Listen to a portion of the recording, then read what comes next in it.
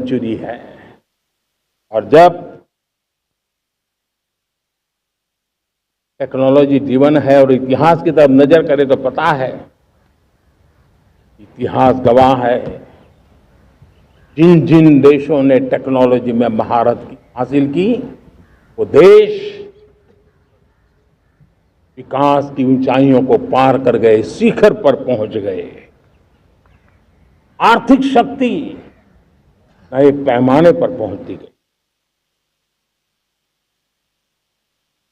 हम जब टेक्नोलॉजी के अलग अलग आयामों की बात करते हैं तो मैं आपका ध्यान आकर्षित करता हूं सेमीकंडक्टर्स पे। उदाहरण के तौर पे बताता हूं,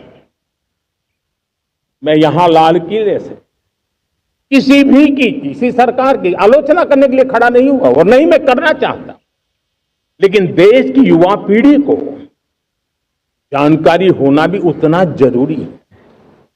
हमारे देश में 50-60 साल पहले सेमीकंडक्टर को लेकर के फाइलें शुरू हुई। 50-60 साल पहले फैक्ट्री का विचार चालू हुआ। आप मेरे नौजवानों जानकर के हैरान हो जाएंगे, आज सेमीकंडक्टर जो पूरी दुनिया की एक ताकत बन गया है, 50-60 साल पहले वो विचार, वो फाइलें अटक गई, लटक गई, अटक गई। सेमीकंडक्टर के विचार की ही भ्रूण हत्या हो गई। 50-60 साल गवा दिए। हमारे बाद कई देश सेमीकंडक्टर में आज महारत हासिल करके दुनिया में अपनी ताकत को प्रस्थापित कर रहे हैं। साथियों, आज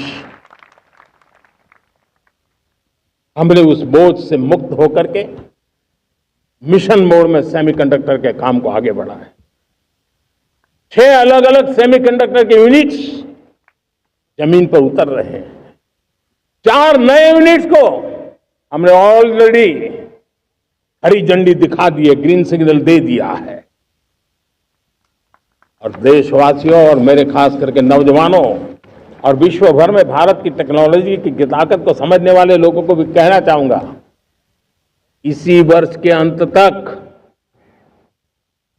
मेड इन इंडिया, भारत की बनी हुई, भारत में बनी हुई, भारत के लोगों द्वारा बनी हुई मेड इन इंडिया चिप्स बाजार में आ जाएगी।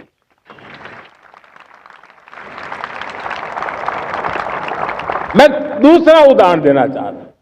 अब ऊर्जा के क्षेत्र में हम सब जानते हैं कि हम एनर्जी के लिए बहुत सारे देशों पर डिपेंडेंट है। पेट्रोल हो, डीजल हो, गैस हो, लाखों करोड़ रुपए हमें खर्च करके लाना पड़ता है। हमें इस संकट से देश को आत्मनिर्भर बनाना, ऊर्जा में आत्मनिर्भर बनाना बहुत जरूरी है। हमने बीड़ा उठाया और आज 11 वर्ष में सोलर एनर्जी 30 गुना बढ़ चुकी है। हम नए नए डैम बना रहे हैं ताकि हाइड्रो का विस्तार हो और हमें क्लीन एनर्जी की उपलब्ध हो। भारत मिशन ग्रीन हाइड्रोजन लेकर के आज हजारों करोड़ रुपए इन्वेस्ट कर रहा है। भविष्य की ऊर्जा को ध्यान में रख करके, ऊर्जा के क्षेत्रों को ध्यान में रख करके भारत न्यूक्लियर एनर्जी पर भी बहुत बड़े इनिशिएटिव ले रहा है।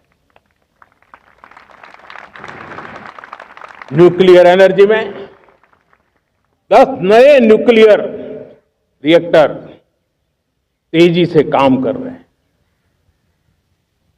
2047 तक क्योंकि हमने विकसित भारत का लक्ष्य तय किया है।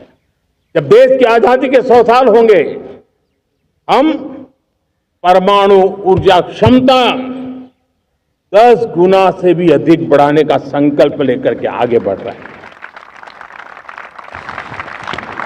मेरे प्यारे देशवासियों, रिफॉर्म एक निरंतर प्रक्रिया है।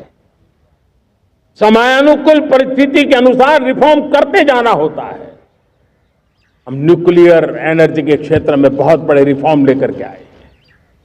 अब हमने प्राइवेट सेक्टर के लिए भी परमाणु ऊर्जा को उसके द्वार खोल दिए हैं। हम शक्ति को जोड़ना चाहते हैं। मेरे प्यारे देशवासियों, दुनिया जब आज ग्लोबल वार्मिंग को लिए चिंता करती है, तब मैं विश्व को भी बताना चाहता हूं कि भारत ने तय किया था कि हम 2030 तक क्लीन एनर्जी भारत में 50% पहुंचा देंगे। ये लक्ष्य हमारा 2030 तक था। मेरे देशवासियों का सामर्थ्य देखिए, मेरे देशवासियों की संकल्प शक्ति देखिए, मेरे देशवासियों को विकसित भारत बनाने का संकल्प को पूर्ण करने के लिए उनकी दौड़ देखिए। हमने जो लक्ष्य 2030 में तय किया था, वो 50% क्लीन एनर्जी का लक्ष्य 2025 में हमने कर लिया। 5 साल पहले हमने अचीव कर लिया, क्योंकि विश्व के प्रति भी हम उतने ही संवेदनशील हैं, प्रकृति के प्रति भी उतने ही हम जिम्मेवार लोग हैं। मेरे प्यारे देशवासियों, बजट का बहुत बड़ा हिस्सा ये पेट्रोल, डीजल, गैस, इन सबको लाने के लिए खर्च होता था। लाखों करोड़ रुपए चले जाते थे। अगर हम ऊर्जा में डिपेंडेंट न होते, तो वो धन मेरे देश के नौजवानों के भविष्य के लिए काम आता। वो धन मेरे देश के गरीबों को गरीबी के खिलाफ लड़ाई लड़ने में काम आता। वो धन मेरे देश के किसानों के कल्याण में काम आता। वो धन मेरे देश के गांव की परिस्थिति को पलटने के लिए काम आता। लेकिन हमें विदेशों को देना पड़ रहा। अब हम आत्मनिर्भर बनने की दिशा में काम कर रहे हैं। देश को विकसित बनाने के लिए हम अब समुद्र मंथन की तरफ भी जा रहे हैं। हमारे समुद्र के मंथन को आगे बढ़ाते हुए हम समुद्र के भीतर के तेल के भंडार, गैस के भंडार, उसको खोजने की दिशा में एक मिशन मोड में काम करना चाहते हैं।